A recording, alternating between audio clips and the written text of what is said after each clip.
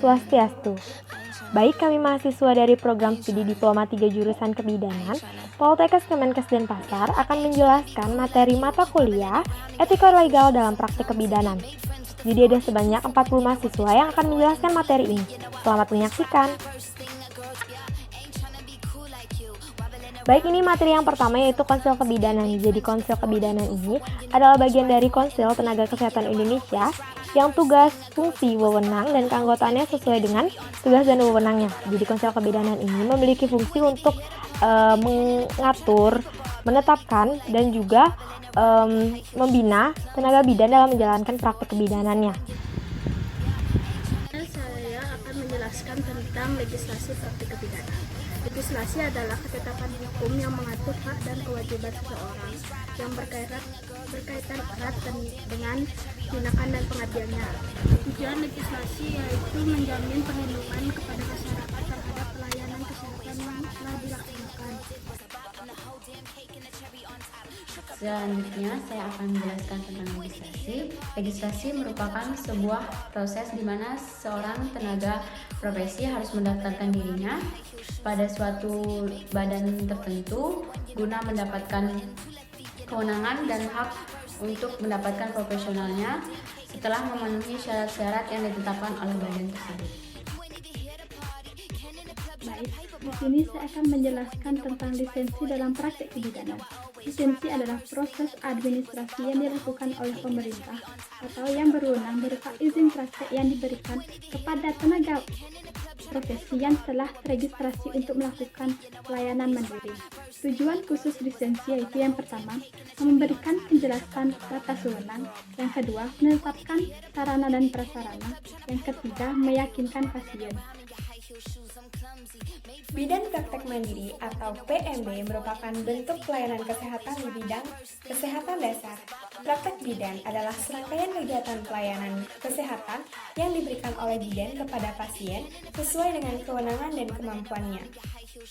Menurut Permenkes nomor 28 tahun 2017 tentang izin dan penyelenggaraan praktek bidan, bidan yang menjalankan praktek harus memiliki surat izin praktek bidan atau biasa kita sebut dengan SIPB. Oke, di sini saya akan menjelaskan tentang otonomi dalam pelayanan kebidanan. Otonomi merupakan aturan yang mengatur diri kita sendiri. Seorang bidan harus menghormati otonomi pasien. Oleh karena itu, kita mengenal yang namanya informed consent. Persetujuan dari pasien sangatlah penting bagi bidan karena memberikan kaitan dengan aspek hukum yang memberikan otoritas untuk semua prosedur yang dilakukan oleh bidan. Etika adalah aplikasi dari proses dan teori filsafat moral terhadap kenyataan yang sebenarnya. Etiket adalah tata cara dan sikap baik dalam pergaulan antar manusia yang beradab. Profesi adalah suatu pekerjaan yang membutuhkan pelatihan dan pengetahuan khusus. Suatu profesi biasanya memiliki asosiasi profesi, kode etik, serta sertifikasi dan lisensi yang khusus untuk bidang profesi.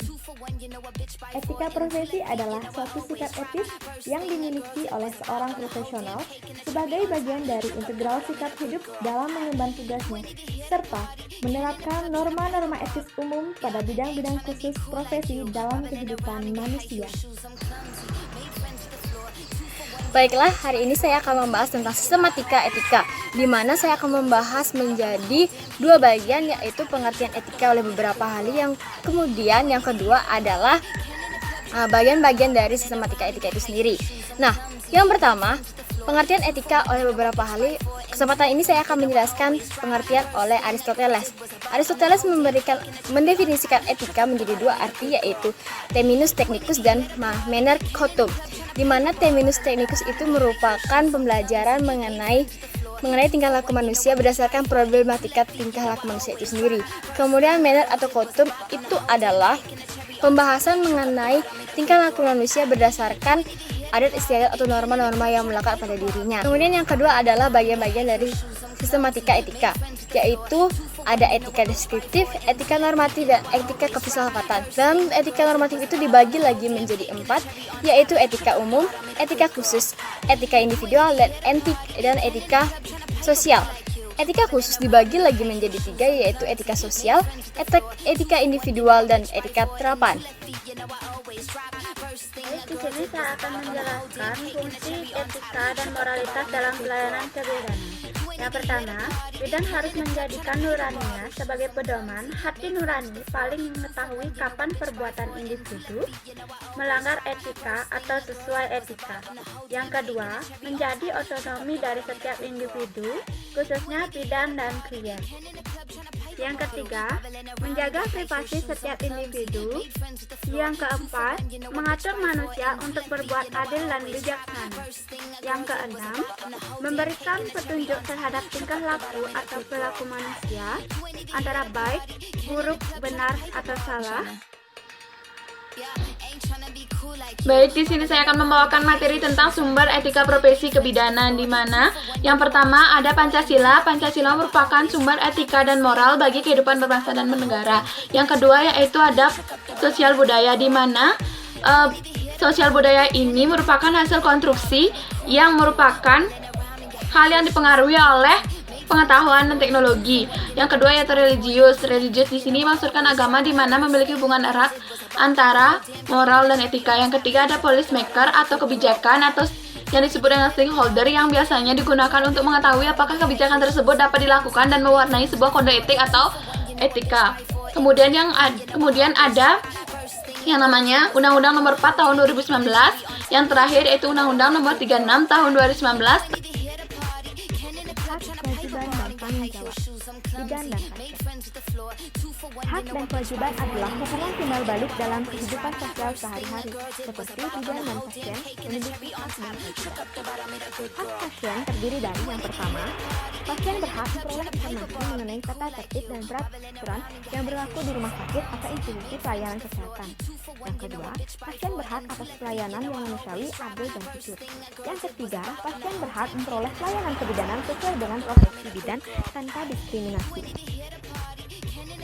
Next, kita belajar mengenai kode etik profesi bidan. Etik profesi bidan adalah norma-norma yang harus dipatuhi oleh setiap profesi dalam melaksanakan tugas profesinya di masyarakat. Nah, adapun tujuan dari kode etik profesi bidan ada 4. Tujuan yang pertama adalah untuk menjunjung tinggi martabat dan citra profesi. Tujuan yang kedua adalah untuk menjaga dan memelihara kesejahteraan para anggota profesi. Tujuan yang ketiga adalah untuk meningkatkan pengabdian para anggota. Tujuan yang keempat untuk meningkatkan mutu profesi. Belajar merupakan aktivitas atau kegiatan sikap serta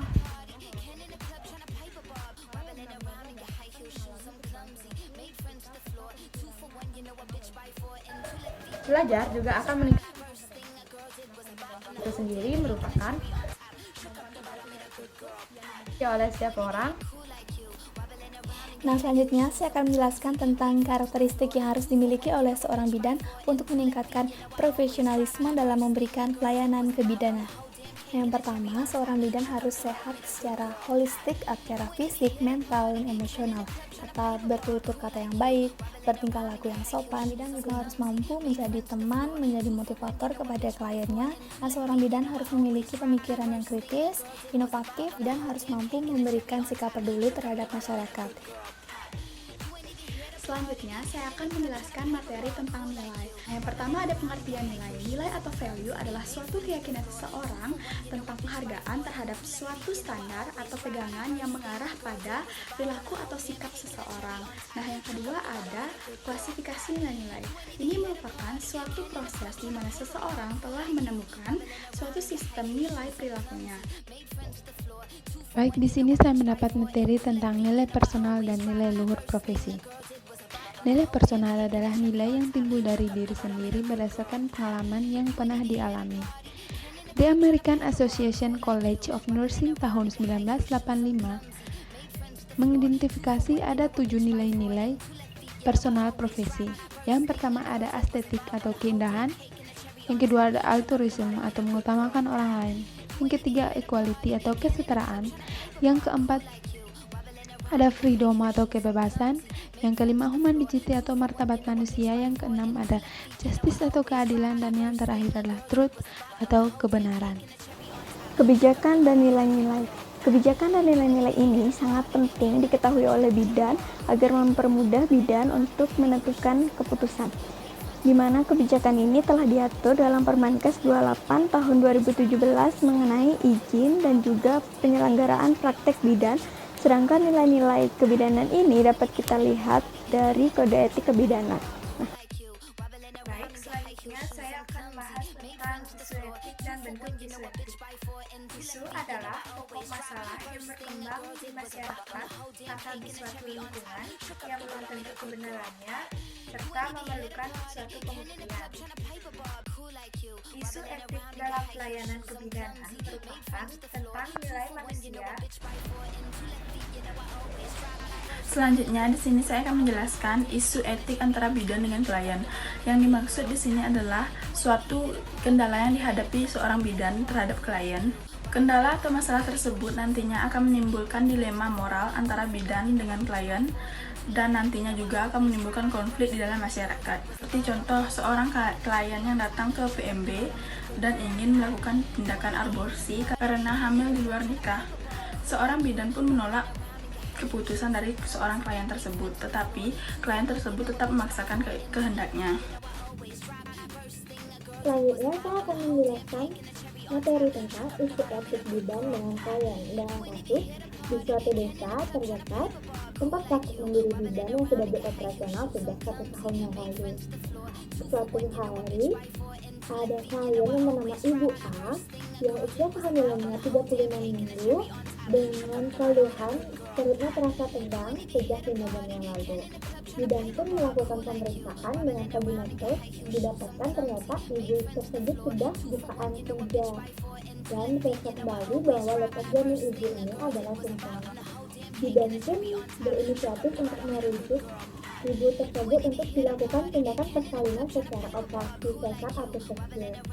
Namun, keluarga terutama ibu menolak untuk dirujuk. Selanjutnya saya akan menjelaskan tentang isu etik bidan dalam keluarga.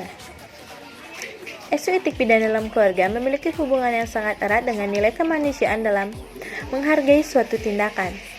Keluarga adalah kumpulan anggota kecil yang terdiri dari ayah, ibu, dan juga anak yang menjalin hubungan kerjasama yang harmonis satu sama lain dengan tanggung jawab mereka masing-masing.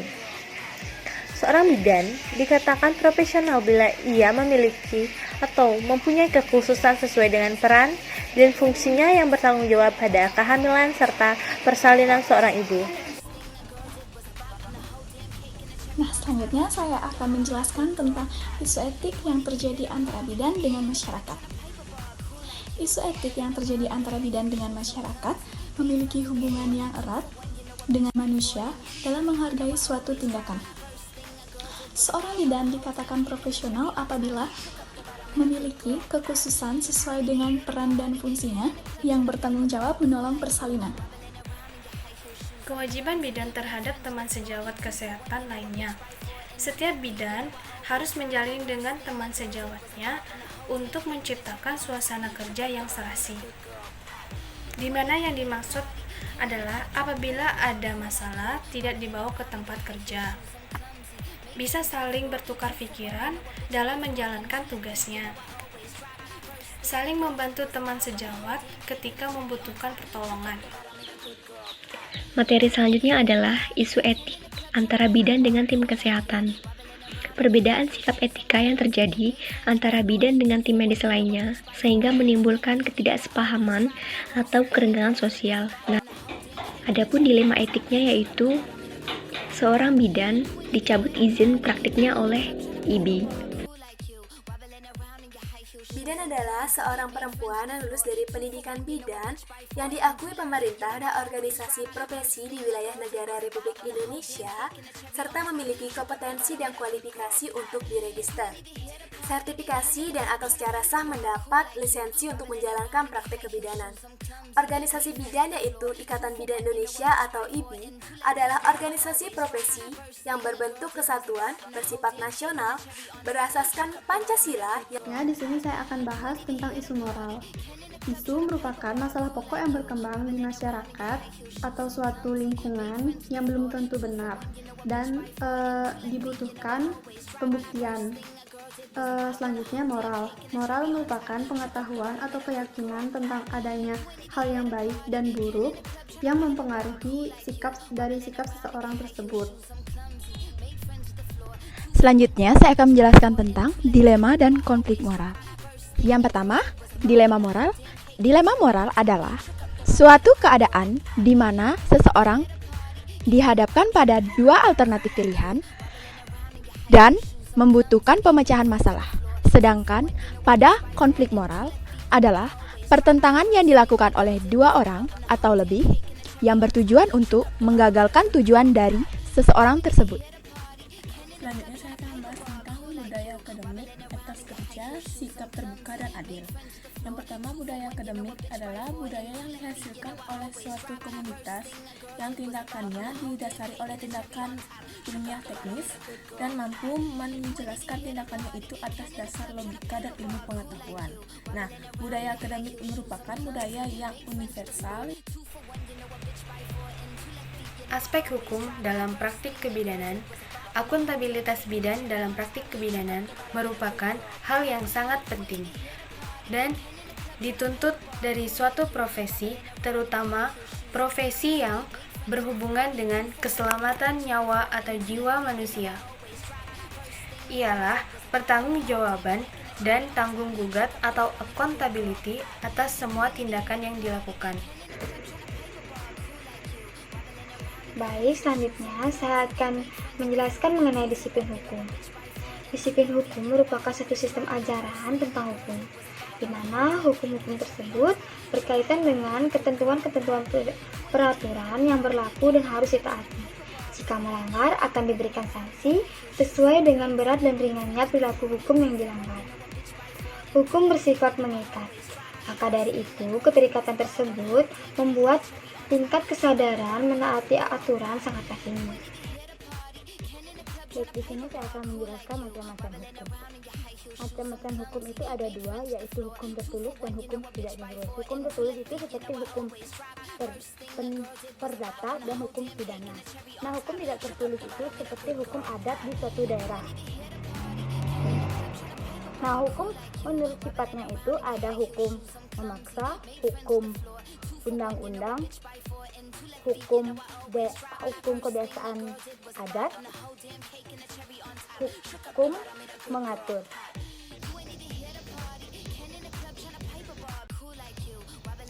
Pentingnya landasan hukum dalam praktik profesi. 1. Dapat menyelesaikan sengketa yang timbul di antara tenaga kesehatan terhadap pasien atau keluarga pasien sebagai pihak ketiga. 2. Situasi seperti ini, hukum kesehatan sangat diperlukan sebagai acuan bagi penyelesaian sengketa yang terjadi, lebih-lebih kita negara Indonesia menganut asas legislasi karena sebagai negara hukum. Peraturan perundang-undangan yang melandasi praktik kebidanan di Indonesia adalah 1. Undang-Undang Nomor 23 1992 tentang tugas dan tanggung jawab tenaga kesehatan.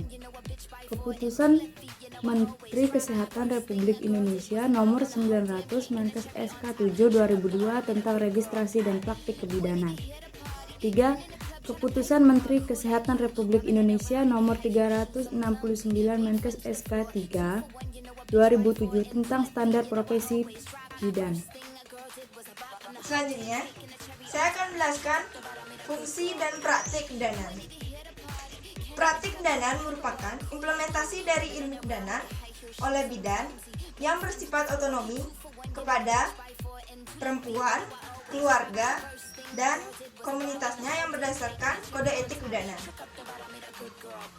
Fungsi bidan merupakan pekerjaan yang harus dilakukan sesuai dengan perannya, yaitu sebagai pelaksana, pengelola, pendidik, dan peneliti.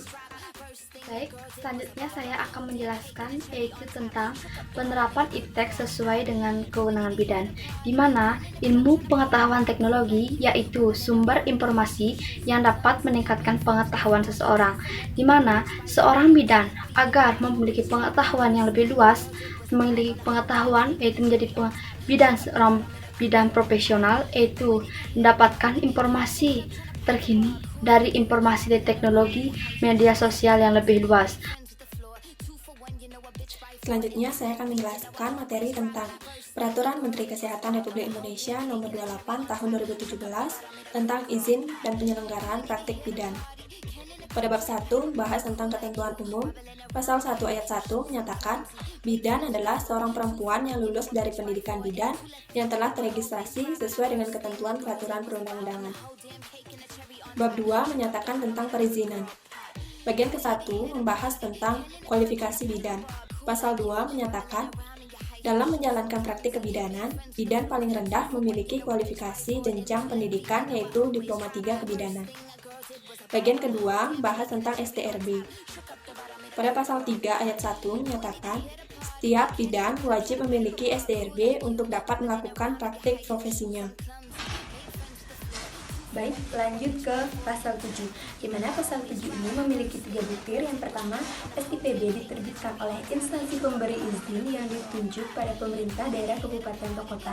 Yang kedua, penerbitan SIPB sebagaimana dimaksud pada ayat pertama harus ditembuskan kepada Dinas Kesehatan Kabupaten atau kota.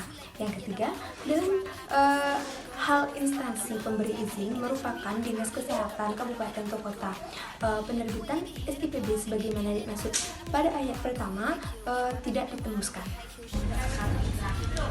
Pasal 18, dalam penyelenggaraan praktik kebidanan, bidan memiliki kewenangan untuk memberikan yang pertama, pelayanan kesehatan ibu, pelayanan kesehatan anak, dan pelayanan kesehatan reproduksi perempuan dan keluarga berencana.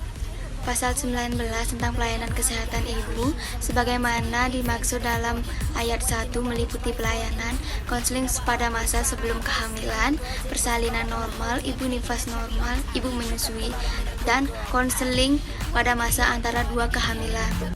Dalam memberikan pelayanan kesehatan kepada ibu, bidan berwenang melakukan pertolongan persalinan secara normal, penjahitan luka jalan lahir tingkat 1 dan 2, dan memberikan tablet tambah darah kepada ibu hamil. Di sini saya akan melanjutkan pasal 26 kewenangan karena tidak adanya tenaga kesehatan lain di wilayah tempat bidan bekerja. Pasal 27 yaitu pelimpahan wewenang melakukan pelayanan kesehatan secara mandat dari dokter.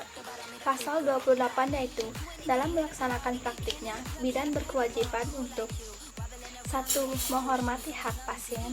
2. Meminta persetujuan tindakan yang akan dilakukan. 3. Menyimpan rahasia pasien sesuai dengan peraturan perundang-undangan. Pasal 29 yaitu dalam melaksanakan praktik kebidanannya, bidan memiliki hak seperti yaitu 1. Melaksanakan tugas sesuai dengan kompetensi dan kewenangannya. Baiklah, di sini saya akan menjelaskan pasal 37 ketentuan mengenai persyaratan bangunan prasarana, peralatan, dan obat-obatan. Pasal 38, praktik mandiri bidan harus melaksanakan pengelolaan limbah medis. Pasal 39, praktik mandiri bidan harus memasang papan nama untuk masyarakat agar mudah dibaca. Pasal 40, Dinas Kesehatan harus melakukan penilaian terhadap pemenuhan persyaratan praktik mandiri bidan. Pasal 41, praktik mandiri bidan tidak memerlukan izin penyelenggaraan sebagai fasilitas pelayanan kesehatan. Sekian yang dapat saya sampaikan, terima kasih.